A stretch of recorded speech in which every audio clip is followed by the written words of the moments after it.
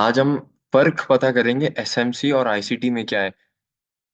Basically ये Michael हडनस्टोन है जिसने बनाया है, और इसने साफ लिखा हुआ है कि engineer and creator of smart money concepts. और ICT simple is the inner circle trader.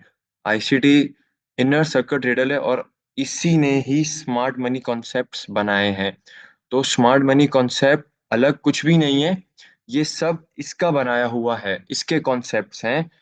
इसने बकायदा अपने बायो में हर चीज अबाउट में बताई हुई है, और इसका ये चैनल है 2012 से। और ये इसके कॉन्सेप्ट्स हैं जो मैं आपको आगे जाके कोर्स में सब सिखाऊंगा।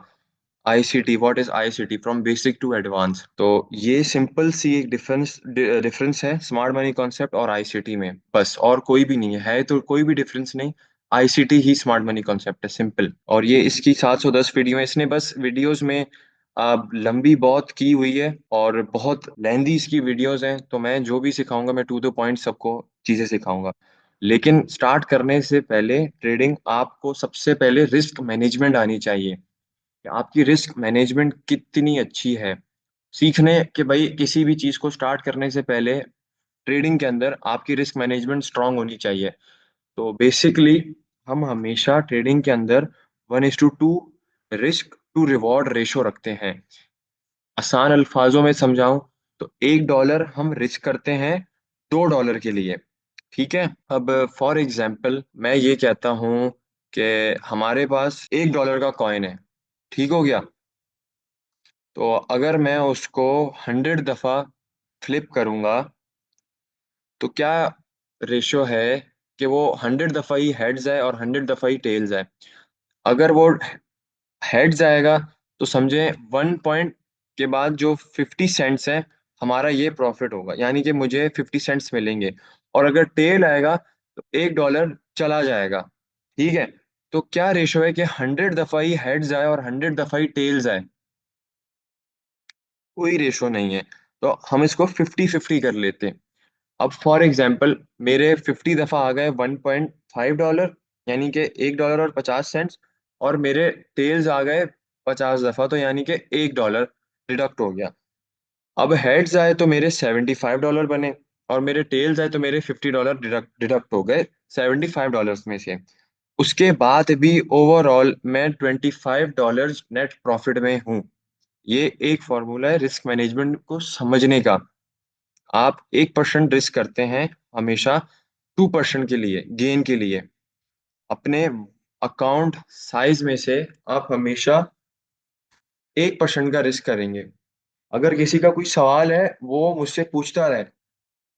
ये रिकॉर्डेड लेक्चर है, तो ये तमाम जो भी ग्रुप में ऐड है, ये मैं अपना लेक्चर वहां पर पोस्ट भी करूंगा। तो अभी जिस जिसका कोई कोई सवाल भी है तो मुझसे वो पूछता जाए, वरना मैं फिर आगे कंटिन्यू करता जाऊंगा।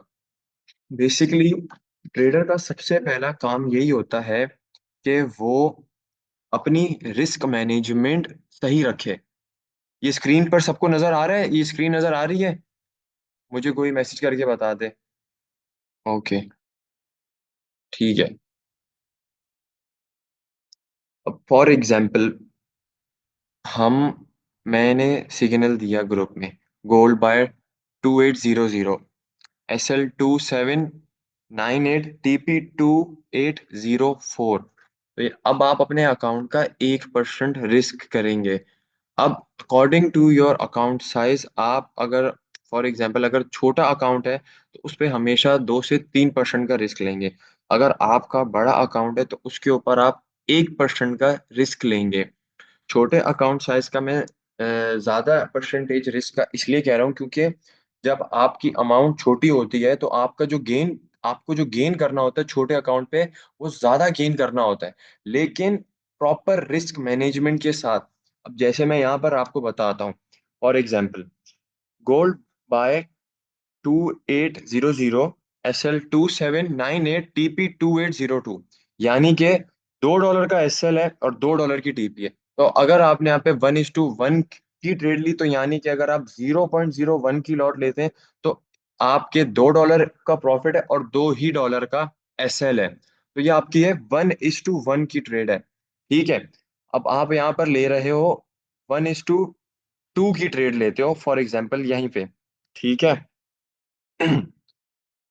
और मैंने आपको कहा 2800 गोल्ड बाय, एसएल सेम, और इस दफा टीपी आपकी है 2804। अब आप यहाँ पे 2% का रिस्क लेते हैं। तो अब आपके जाने के $2 हैं, लेकिन आने के आपके कितने, $4 हैं। ये है 1:2 रिस्क टू रिवॉर्ड रेशो। अब इसको मैंने ब्रेक डाउन किया हुआ है यहाँ पे।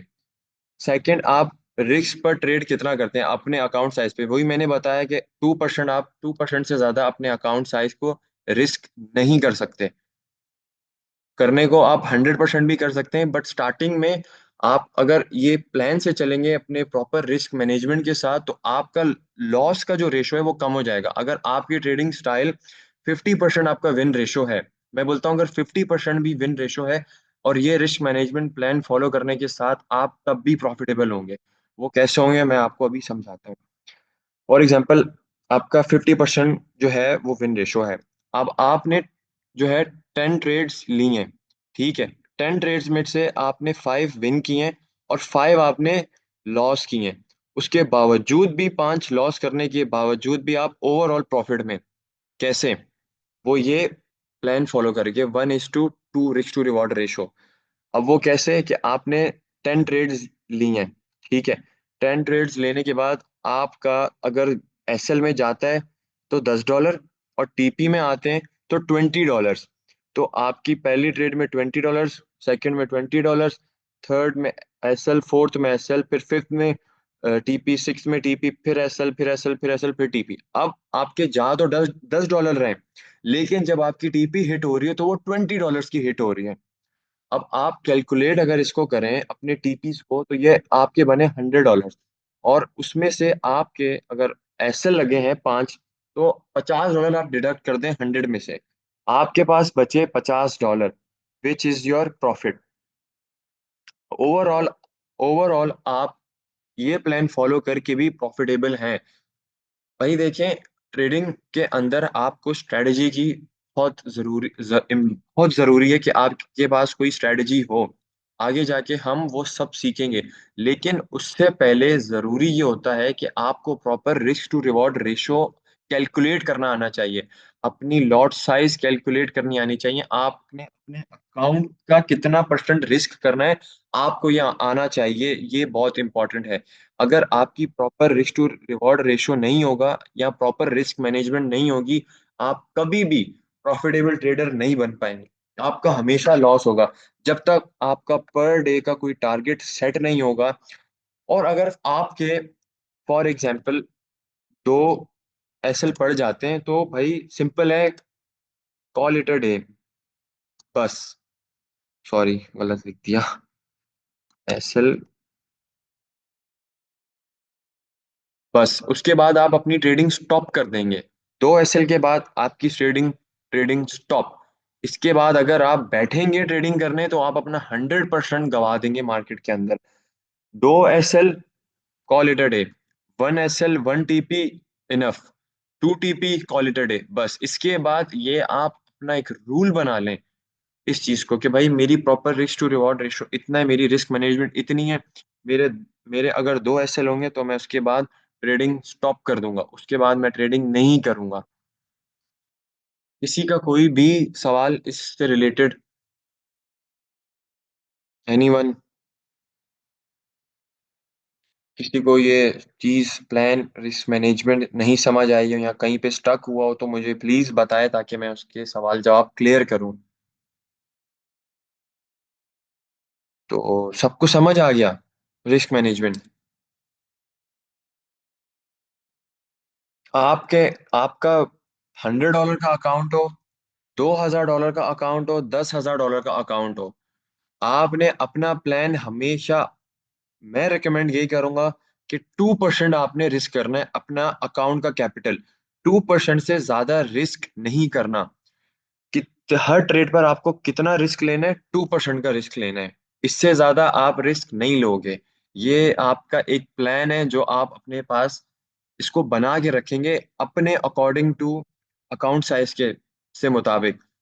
वो प्लान कैसे बनाना है वो भी मैं आपको डिस्कशन ग्रुप में बता दूंगा, कि आपके अकाउंट साइज से एक फॉर्मूला है, वो मैं डिस्कशन ग्रुप में बता दूंगा कि भाई जिसका जितना अकाउंट साइज है उसको कितने अकाउंट साइज से क्या लॉट साइज और क्या पर ट्रेड कितना रिस्क लेना चाहिए। All all clear. आपको ये पता लग गया कि एसएमसी आईसीटी कुछ नहीं है, आईसीटी ने ही एसएमसी बनाया हुआ है, और आईसीटी इनर सर्किट ट्रेडर है बस। ये डिफरेंस है, और हम इसका ही आगे पूरा का पूरा कोर्स सीखेंगे। मेरा एक सवाल है कि मेरा अकाउंट $80 का है, तो मैं 2% लेता हूँ तो 1.6 सेंट्स होगा। ओके, तो अभी अलियान ने कहा है कि मेरा अकाउंट साइज है $80 का। तो अभी हम कैलकुलेशन करते हैं। ट्रेड, ठीक है, मल्टीप्लाई बाय 2%। तो यानी कि आपका 1.6 सेंट्स का सही आपने कैलकुलेट किया कि इतने का आपका बनेगा। मैं यही कह रहा हूं कि जो छोटे अकाउंट साइज हैं, जैसे मैंने शुरू में भी कहा, वो 2 से 3%, 3 से 4% का रिस्क ले सकते हैं। अब जो बड़े अकाउंट साइज हैं, जैसे कि $10,000 हो गए, $5,000 हो गए, $2,000 हो गए, वो 1% रिस्क भी लेंगे तो लाइक उनका भी $10 का मिनिमम मिनिमम $20-30 का होगा। और हमारे पास जो रेट आती है उसके एसएल $3-4 के होते हैं, बिल्कुल। अब आगे हम जाके ये भी सीखेंगे कि पिप्स क्या होते हैं, परसेंटेज। ये जो 30-40 पिप्स हैं, ये $3 से $4 हैं।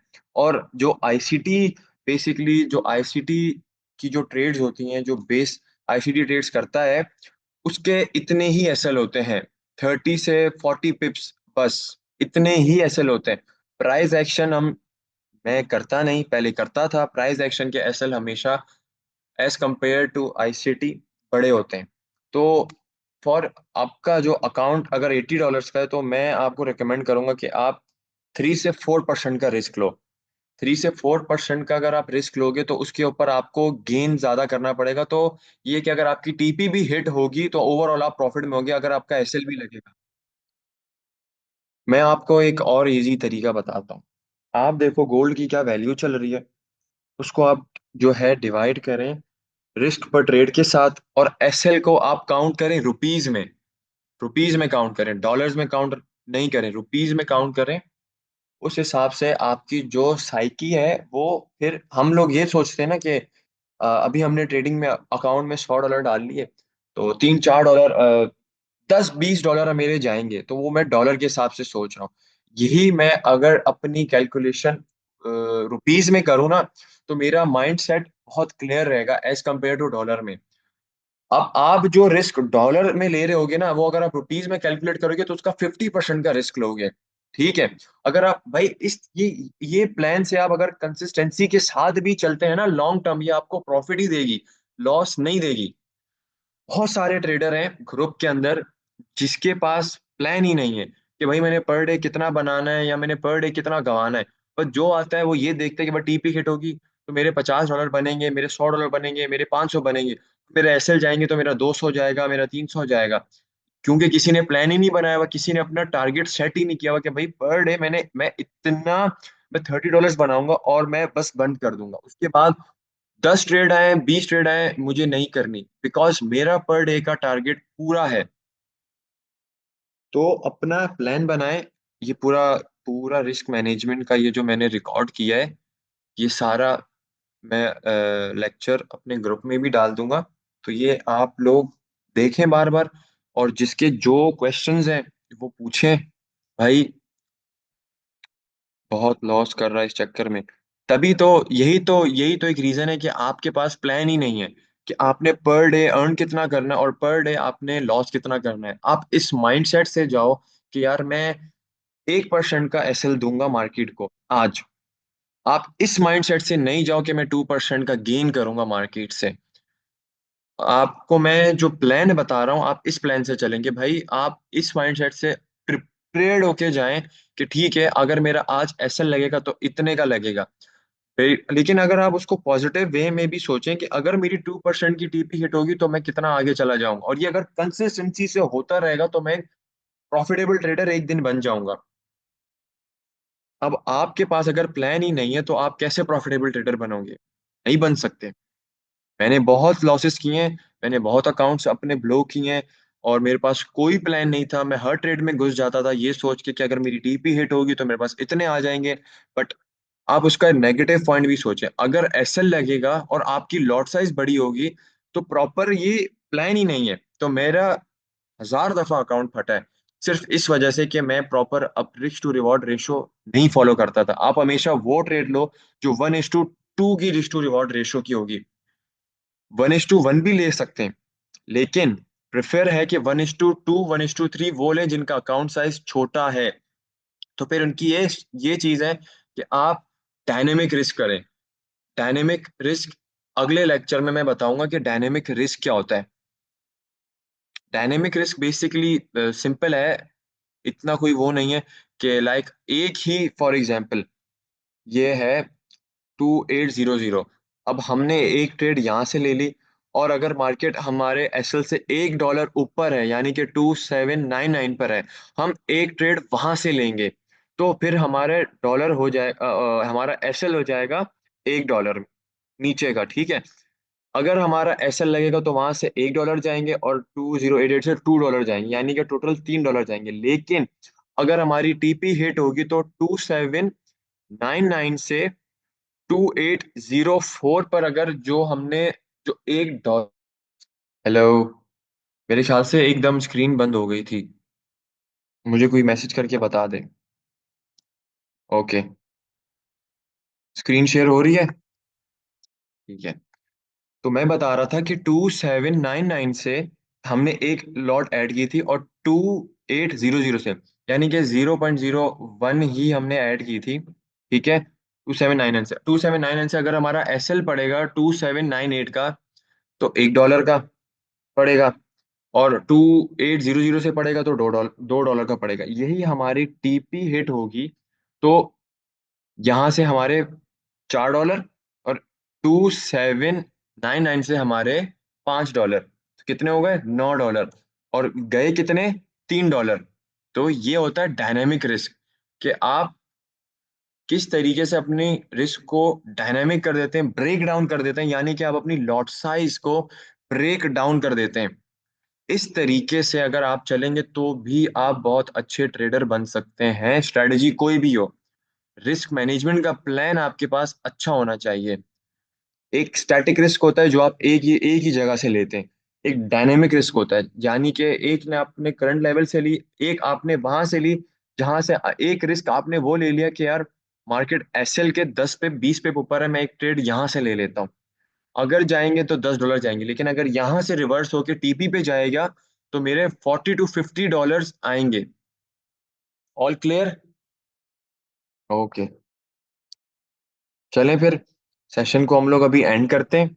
कल से हम लोग इंशाल्लाह शार्प 9:30 पे हमारा सेशन हुआ करेगा, और कल से हम लोग सारा फिर बेसिक कवर करेंगे टू एडवांस लेवल आईसीटी का। Thank you so much.